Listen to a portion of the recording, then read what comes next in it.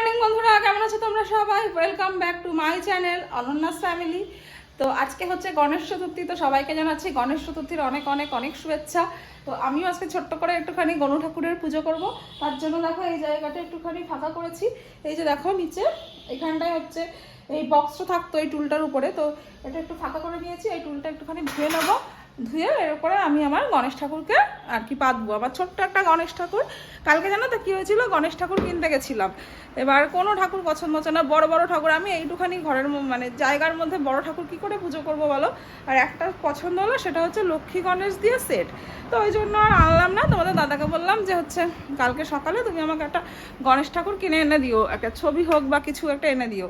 তারপরে বাড়ি এসে দেখছি যে দেখো আমার শোকেসের মধ্যে গণেশ ঠাকুর অলরেডি বসে আছে। তো যে আমার ঘরে আছে এই ছোট্ট গণু ঠাকুর, এটা আমি মনে হয় দীঘা বা পুরী মাঠে মনে পড়ছে না কোথা থেকে একটা কিনেছিলাম, ওই সমুদ্রের ধারগুলো থেকে।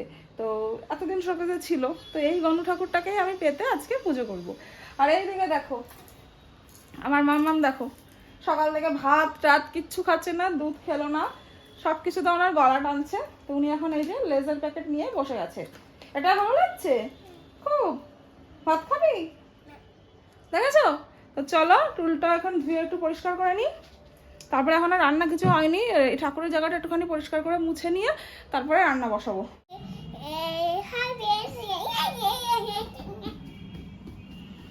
শুভ গণেশ চতুর্থী।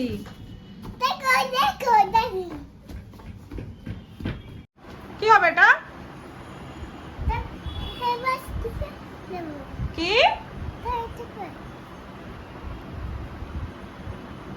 আর না, ওইটুকু ওটা রেখে দাও, যাও।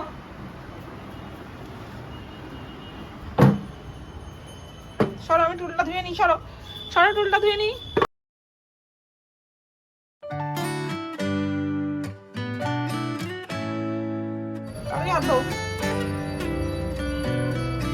তাড়াতাড়ি করো, সবার পুজো হয়ে গেল, আমি কখন পুজো দেবো?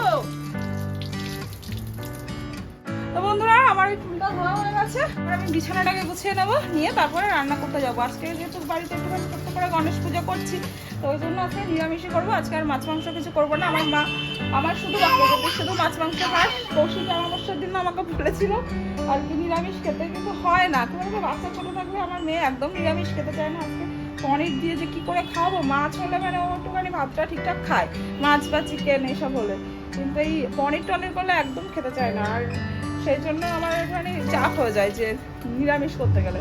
তো যাই হোক আজকে একটু করবো নিরামিষ। তো চলো কি কি রান্না করছি তোমাদের পরে দেখাচ্ছি, তোমরা কিন্তু ভিডিওটা দেখতে থাকো।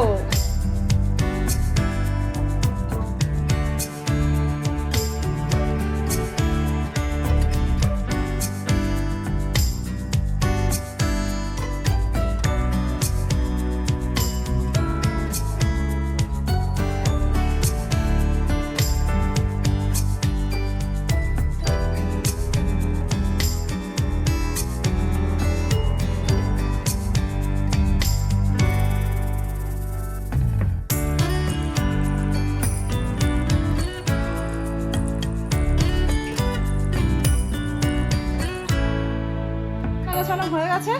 এবার মামাম স্নান করছে, মামামকে স্নান থেকে তুলে নিয়ে আসবো, এনে ঠাকুরের জায়গাটা পরিষ্কার করে তারপরে রান্নাটা শুরু করতে হবে। রান্নাটা করতে করতে নাহলে দেরি হয়ে যাবে। ঠিক আছে? ওই জামাটা পড়তে হবে না। কি হইতে রে? দেখ দেখ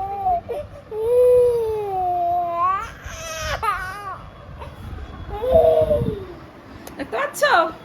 এখন এই জামা পরিয়ে দিয়েছি স্নান করিয়ে, এই জামা এখন পরা যাবে না তার। দেখো আমাকে কি করে আমাকে জ্বালায়, তোমরা একটু দেখো। এখন এই জামা ছেঁড়া একটা জামা কোথা থেকে বার করেছে টেনে, এখন এই ছেঁড়া জামা পরতে হবে। জেপটা খালি দেখো, দাঁড়া একটু ঠান্ডা করে নি। তো বন্ধুরা তোমরা দেখতেই পেলে মামাম কেমন কান্না করছিল। তো মামামকে একটু শান্ত করিয়ে ওই ঘরের জানলায় দাঁড় করিয়ে রেখে এসেছি। তো এই ফাঁকে আমি ঠাকুরের ফুলগুলো যেগুলো তোমাদের দাদা বাজার থেকে নিয়ে এসছে, তো সেইগুলো ধুয়ে রাখলাম। আর হচ্ছে ঠাকুরের বাসনগুলো মেজে নেব। তো দেখো ঠাকুরের বাসন মাজতে গিয়ে আমার হাতটা গেল কেটে। একটা নতুন থালা বার করেছিলাম, ছোট থালা, সেই থালার কোনাটা এত ধার ছিল যে হাতটা কেটে গেছে। তো চলো এবার ঠাকুরের বাসনগুলো সব ধুয়ে নেবো। হাত কেটে গেলে আর কি করা যাবে, এগুলো তো করতেই হবে। আর আজকে দেখো আমার গাছে এই একটা মাত্রই ফুল ফুটেছে। তো এই করছে? কি করছো মা এখানে? কে আছে নিচে?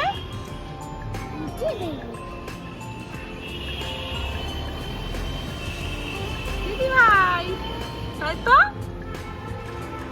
তুমি দিদি ভাইয়ের সাথে কথা বলছিলে? কি বলছিলে মা? দেখে বলো কি বলছিলে। তো বন্ধুরা, ঠাকুরের এই জায়গাটা আমি আগে একবার মুছে নিয়ে গেছি, তো ভাবলাম আর একবার ভালো করে মুছে নিই। আর এরপরে দিদি যখন মুছতে আসবে, দিদি আর একবার সামনেটা মুছে দেবে, ব্যাস একদম পরিষ্কার হয়ে যাবে। তো দেখো আমি পেটি টেটিগুলো সরিয়ে সুন্দর করে ভালো করে মুছে নিচ্ছি, কিন্তু ঠাকুরের জায়গাটা ছোঁয়া যাবে না। যদিও আমি এখনও ভাত টাত কিছু খাইনি, এটা আমার কাঁচা জামা কাপড়ে, কিন্তু তাও ভাবছি যে ছোবো না, থাকে একবারে স্নান টান করেই ছোবো। তো বন্ধুগণ দেখো, তোমাদের দাদা আবার উঠতে পারছি না, নিয়ে এসছে মামামের জন্য একটা ডাব। মামামেটা একা খেতে পারবে না পুরোটা, খানিকটা ও খাবে, আর যেটুকু থাকবে তোমাদের দাদার জন্য রেখে দেবো। তো ডাবটা আগে ধুয়ে নিই।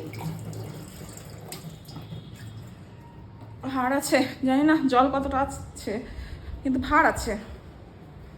ওই দেখো মামাম কোথায় উঠে বসে আছে। বন্দে মাতারাম, এখন বন্দে মাতারাম শিখেছে। 15ই আগস্টে স্কুলে গিয়ে বন্দে মাতারাম, জনগণ মন অধি এগুলো সব শিখে এসছে। এখন সারাদিন হয় জয় হে আর বন্দে মাতারাম। তো চলো দাঁড় একটু ধুয়ে নিই, দাঁড়টা নোংরা পড়ে গেছে। এক হাত দিয়ে দাঁত হচ্ছি, যদি স্লিপ খায় আবার হাতটা কাটবে। চলো ধুয়ে নিয়েছি, ঠিক আছে। দাঁড়াও, ক্যামেরাটাকে একটু দাঁড় করিয়ে নিই। তো বন্ধুরা চলো এবার ডাবটাকে কেটে ফেলি। তো ডাবটার মুখটা তো তোমাদের দাদা বাজার থেকে কেটেই নিয়ে এসছে। এখন আমি শুধু দাদি একটা কোপ মেরে মুখটা ফাটিয়ে জলটা বার করে নেবো। তো দেখলে জলটা কত দূর ছিটকালো, জলটা কত দূর ছিটকিয়েছে সেটা তো তোমাদের আমি পরে দেখাচ্ছি কী অবস্থা হয়েছে দেখবে। তো আজকে ডাবটার মুখটা আর কি অতটা পুরো না, আমার এক কোপে আর কি জলটা বেরিয়ে চলে আসলো। তো দেখো ভেতরে মনে হচ্ছে ভালোই জল আছে। তো আমি এবার বাটিতে জলটা ঢেলে নেবো, আর একবারে ছাঁকনি দিয়েই ছাঁকছি, কারণ হচ্ছে মামামকে দিতে গেলে আবার ছাঁকতে হবে, তো সেই জন্য একবারেই ছেঁকে নেব। আর মামামের কদিন ধরে একটুখানি শরীরটা গরম গরম লাগছিল আর কি, সেই জন্য একটু ডাবের জল নিয়ে আসলাম ওকে খাওয়াবো বলে। মামাম ডাবের জল, লেবুর রস এগুলো তো খুব ভালো খায়। এখন তো লেবুটা পাওয়া যাচ্ছে না, লেবু আর কি এত টক যে মামামকে দিতে পারছি না। আর এই দেখো আঙুল দিয়ে একটু দেখে নিলাম যে ভেতরে শ্বাস আছে কিনা। শ্বাস থাকলে তো এই ডাবটা আবার রেখে দিতে হতো, কিন্তু দেখো শ্বাস একটুও নেই। তো চলো মামামকে এবার ডাবের জলটা খাইয়ে দিই। আর এই দেখো মামাম কেমন দেখছো, সোনার মুখ করে ডাবের জলটা সব খেয়ে নিল। আর নিচে তো তোমরা দেখলেই একটা দিদি দাঁড়িয়ে আছে, ওই দিদির সাথে একটুখানি কথা টথা বলছে।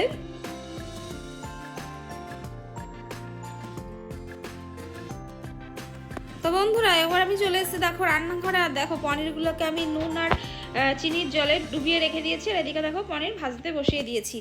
তো নুন আর চিনির জলে কেন ভিজিয়েছি বলো তো, তাতে পনিরগুলো না একটু সফট হয়।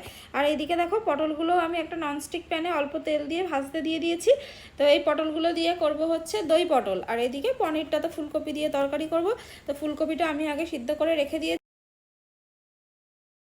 আর এদিকে দেখো পনির তো ভেজে তুলে নিয়েছি। এবার আমি দিয়ে দিয়েছি ফুলকপিগুলো একটুখানি ভালো করে নাড়িয়ে চাড়িয়ে এবার সব ফুলকপিতে আর পটলে দুটোতেই আমি দিয়ে দেবো হলুদ আর লবণ পরিমাণ মতো।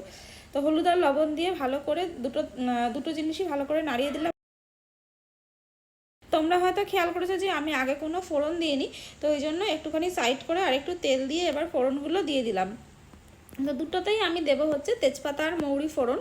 এই নিরামিষ রান্নাগুলোতে একটু তেজপাতা মৌরি দেখবে ভালো লাগে, ওই জন্য আমি এগুলোতে তেজপাতা মৌরি দিই। জিরের ফোড়নের গন্ধটা আমার ঠিক খুব একটা ভালো লাগে না সব কিছুতে, ঠিক আছে। তো চলো দেখো আমার ফুলকপিটাও লাল লাল হয়ে গেছে। দেখো ফুলকপির মধ্যে দিয়ে দিয়েছি টমেটো আর আলু আর একটা কাঁচা লঙ্কা।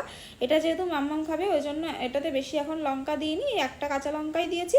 আর পরে যেটুকুনি লাগবে আমি শুকনো লঙ্কার গুঁড়ো দিয়ে দেবো। তো এখানে দেখো আমি একটা মশলা তৈরি করে নিয়েছি জিরের গুঁড়ো, ধনের গুঁড়ো আর এই শুকনো লঙ্কার গুঁড়ো দিয়ে। তো এই মশলাটা আমি দিয়ে দেবো আমার এই পটলের মধ্যে মশলাটা দিয়ে আবার ভালো করে কষিয়ে টষিয়ে নেব। নিয়ে এই দেখো আদা গ্রেটারে গ্রেট করে নিয়েছি। তো এই ফুলকপি তরকারির মধ্যে আমি আদাটা দিয়ে দেবো। আর পটলের তরকারিতে না আমি আদাটা আগেই দিয়ে দিয়েছি, কিন্তু তোমাদের আর সেটা ভিডিও করে আমি দেখাতে পারিনি। তো চলো একটুখানি আমি আবার নাড়াচাড়া করে নিই। নাড়াচাড়া করে এইবার আমি তো এবার আমি একটুখানি দই বাটিতে ভালো করে ফেটিয়ে নিয়ে এই দই পটলের মধ্যে দিয়ে দেবো, আর বাদ বাকি যেটুকুনি বাটিতে লেগে আছে সেটুকুনি একটু জল দিয়ে ধুয়ে আমি এই পনিরের তরকারির মধ্যে দিয়ে দিলাম। তো পনিরের তরকারিতে জল দিয়ে দিয়েছি। ওইদিকে দেখো আমার দই পটল প্রায় হয়ে গেছে, তো একটুখানি সুগার ফ্রি দিয়ে দেবো। তো আমার আর রান্না তোমাদের দেখাতে পারিনি, কারণ মাম্মাম চলে এসেছিলো, ফোন নিয়ে কাড়াকাড়ি করছিল। তো মাম্মামকে দেখো খাওয়াতে বসেছি, কিন্তু আমি পুরো ভাতটা আজকে মাম্মামকে খাওয়াতেই পারলাম। বন্ধুরা দেখো এখানে কি হচ্ছে, সবে জানলা দিয়ে শুরু হয়েছে, বুঝলে? দেখো রং দিয়ে জানলাই এত আঁকিবুকি কেটেছে আমার দুষ্টু মা। হাই করে দাও। কি করেছো তুমি? ওরে বাবা গো, এত এত ঢং শিখে গেছে আমার মা।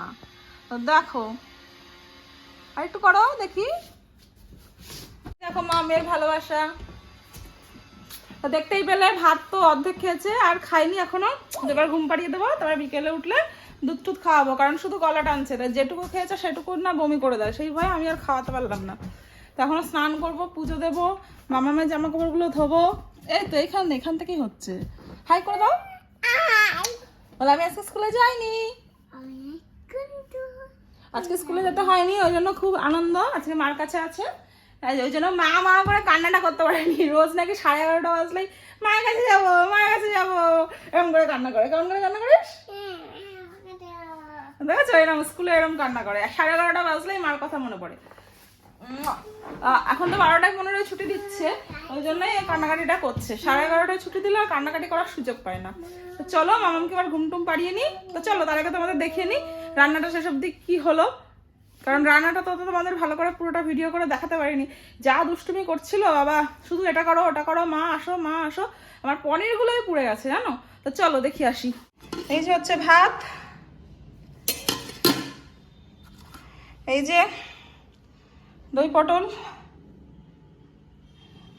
বেশি শুকিয়ে গেছে মনে হচ্ছে, আর এই যে হচ্ছে ফুলকপি দিয়ে পনির, এটা একটুখানি শুকিয়ে গেছে। আজকে খুব দুষ্টু করছিল মাম্মাম, মানে মন দিয়ে আমার রান্নাই করতে দিচ্ছিল না। এই দেখো তখন যে ডাকটা কাটলাম, দেখো এই অবস্থা হয়েছে, দেখেছো?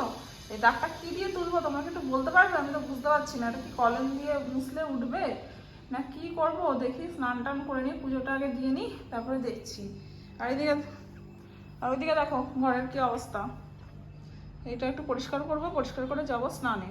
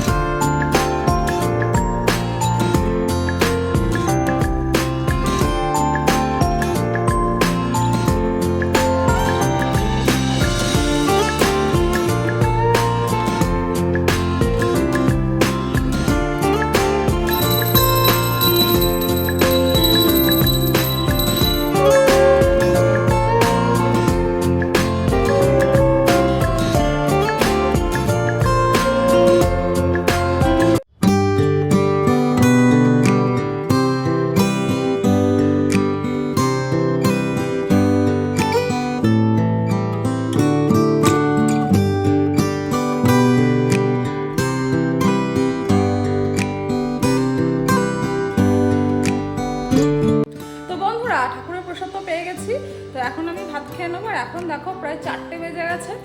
তো হচ্ছে দেখো টিভিতে আমি চালিয়ে নিয়েছি বাংলাদেশের নাটক। তো এই বাংলাদেশের নাটক দেখা এখন আমার অভ্যাস হয়ে গেছে। প্রত্যেকদিন ভাত খাওয়ার সময় একটা করে নাটক না দেখলে এখন আর আমার হয় না, ঠিক আছে? তো চলো এখন ভাত টাত খেয়ে তোমাদের সাথে কিন্তু আর কথা বলবো না। এখন হচ্ছে ফোনটাকে একটু চার্জ দেবো, কারণ কি বলো তো ফোনে একটুও চার্জ নেই।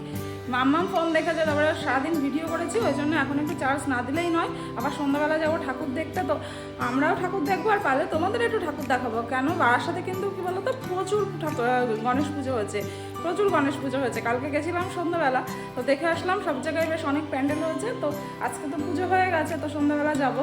তো চলো তোমাদের সাথে আর এখন বকবক করবো না, তোমাদের সাথে আবার সন্ধ্যাবেলা দেখা হবে, ঠিক আছে? তো চলো খেয়ে নিই। হ্যাঁ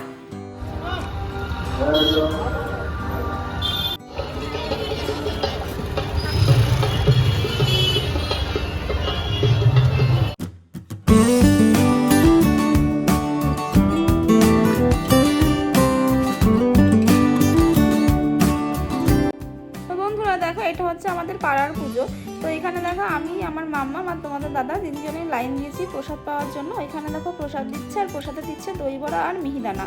তো ওই জন্য ভাবলাম যে বেশি যখন লাইন নেই তাহলে ঠাকুরের প্রসাদটা একটু নিয়েই নিই। তো চলো ওখান থেকে প্রসাদ খেয়ে আমরা এবার চলে এসেছি কেএমসি রোডের দিকে। এখানেও বেশ বড়ো একটা পুজো হয়েছে। তো চলো তোমরা দেখতে থাকো।